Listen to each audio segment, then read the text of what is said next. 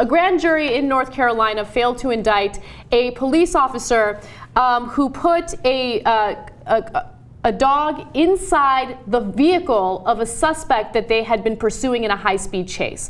Now, the victim here is Johnnie Williams. He's the person that the police officers were chasing after. He decided to not stop during a DUI check. He just drove right past it, and as a result, the police pursued him.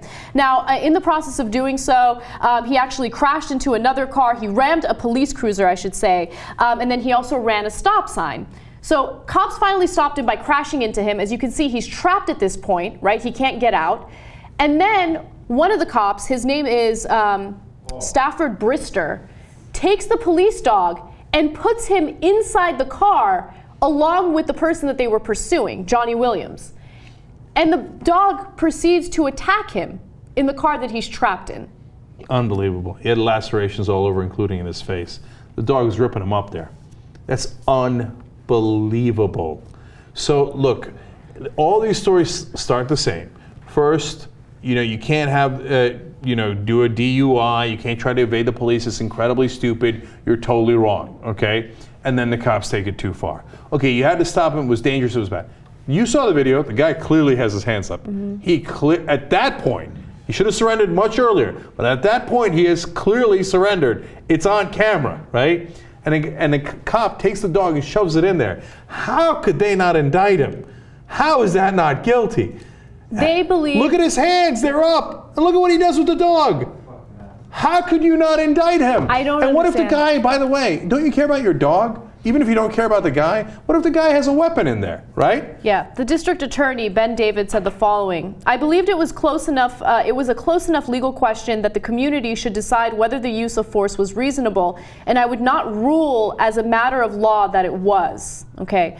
But apparently the lawyer defending the police officer in this case said, the fear that I have from the general public seeing the clip of the very end of this is that you don't get the history of the true Johnnie Williams. The true Johnnie Williams was an absolute terrorist on the streets that night. No.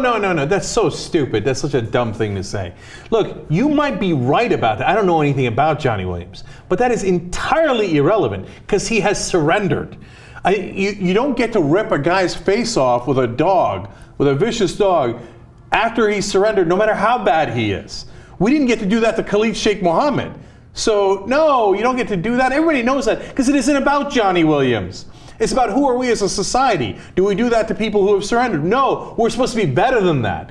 We're supposed to protect the society. So it's an absolute outrage that they didn't indict this guy. So one final quote, Cenk, you thought that was worse? I think that was the worst. I think this was much worse. He continued to say, yes, I understand Mr. Williams got a dog bite, but he's truly lucky he didn't have his brains blown out. And that's the reason why I want to highlight that quote is because that's the country that we live in at this point, right? The big story a few years ago was, oh, look at these police officers using excessive force, non-lethal force, tasers, batons, what have you, when they shouldn't have used them. And now things have gotten so bad that they're using so much excessive force with now their dogs and with their guns that's the standard, right? As long as you're not going to get shot and you're not going to die, you should just shut your mouth and expect us to do whatever the hell we want to do.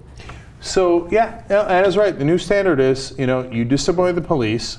Sometimes terribly so, as in this case. Sometimes not so much. We've done a dozen stories here where there was a tiny violation of the law, if that, and they decide that your punishment is going to be right then and there. That's not how it's supposed to be. They're supposed to arrest you, then you're supposed to go to court, then you're supposed to get your punishment, right? In this case, they're like, you're lucky we didn't blow your brains out. And besides which, we're above the law, and this is now a police state, so if you weren't executed on the spot, you should be happy. We just got a dog to bite your face off, you should be ecstatic. Welcome to the new America.